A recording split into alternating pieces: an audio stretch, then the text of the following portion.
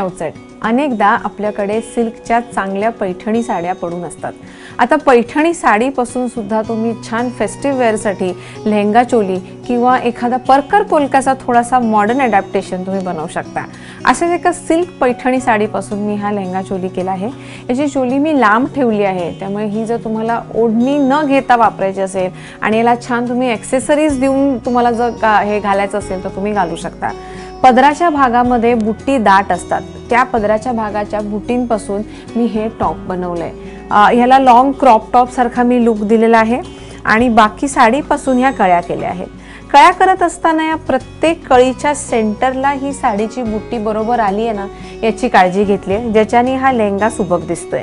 आता ह्याचा जो काठ असतो पैठणीचा, याच्या दोन्ही बाजूला कॉन्ट्रास्ट असतं, ते दोन्ही बाजूचा कॉन्ट्रास्ट न ठेवता मी दोन काठ एकत्र करून हा ब्रॉड काठ तयार केला आहे आणि हा लेहंग्याच्या शेवटला लावलेला आहे। आता ह्याला तुम्ही लेहंगा चोलीसारखं तुम्हाला ट्रेडिशनल लुक द्यायचा असेल तर ही जांभळ्या रंगाची प्लेन ओढणी घेऊ शकता आणि ती ड्रेप करू शकता।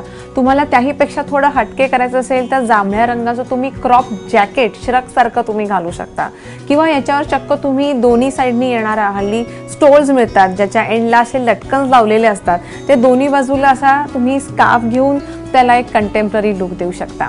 साड्या पडून राहण्यापेक्षा त्याचा आपण जर मॉडर्न अडॅप्टेशन केलं तर साडीचा चांगला उपयोग होईल आणि सिल्कचा चांगला कापडाचा आपण छानसा कमी किमतीमध्ये लेहंगा किंवा असा एखादा परकर पोलकाचा थोडासा मॉडर्न आपण अडॅप्टेशनचा प्रकार करून आपल्या फेस्टिव्ह वेअरसाठी याचा वापर करू शकतो।